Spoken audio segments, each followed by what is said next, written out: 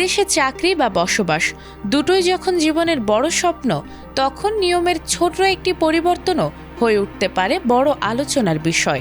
বিশেষ করে যাদের হাতে রয়েছে বিশেষ আবাসনের সুবিধা, তাদের জন্য নতুন সিদ্ধান্ত কতটা গুরুত্বপূর্ণ হতে পারে সেটিই এখন আলোচনায়। কারণ প্রশাসনের সাম্প্রতিক কিছু নির্দেশনা বদলে দিতে পারে কর্মসংস্থান, প্রশিক্ষণ, পদত্যাগ, এমনকি ভিসা ব্যবস্থাপনার চেনা চিত্র।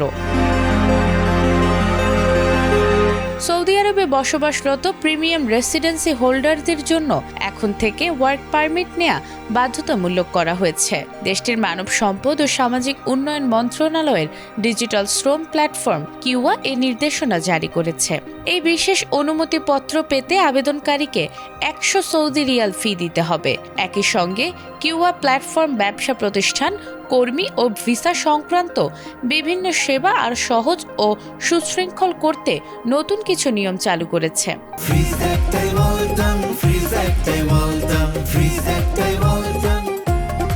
নতুন নির্দেশনা অনুযায়ী প্রতিষ্ঠানের আকার ও কর্মীর সংখ্যার ভিত্তিতে সাবস্ক্রিপশন ফি নির্ধারণ করা হবে।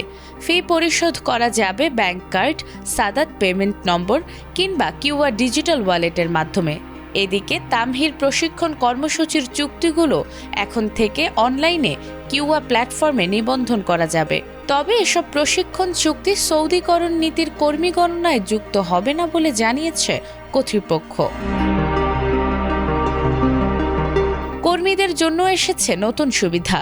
কোনো কর্মী পদত্যাগপত্র জমা দেওয়ার পর 7 দিনের মধ্যে তা প্রত্যাহার করতে পারবেন। তবে এ সময়ের মধ্যে নিয়োগকর্তা যদি পদত্যাগ গ্রহণ না করেন বা সিদ্ধান্ত স্থগিত না রাখেন, তবেই এই সুযোগ কার্যকর হবে।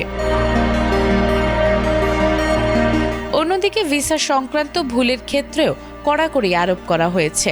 একবার ভিসা ইস্যু হয়ে গেলে তার তথ্য আর সংশোধন করা যাবে না। ভুল থাকলে পুরনো ভিসা বাতিল করে নতুন করে আবেদন করতে হবে। সৌদির এই নতুন পদক্ষেপগুলো দেশটিতে কর্মসংস্থান ও প্রশাসনিক সেবাকে আরও স্বচ্ছ এবং ডিজিটাল ব্যবস্থার আওতায় আনতেই নেওয়া হয়েছে বলে মনে করছেন সংশ্লিষ্টরা। নাজমুন নাহার জান্নাত, এটিএন বাংলা।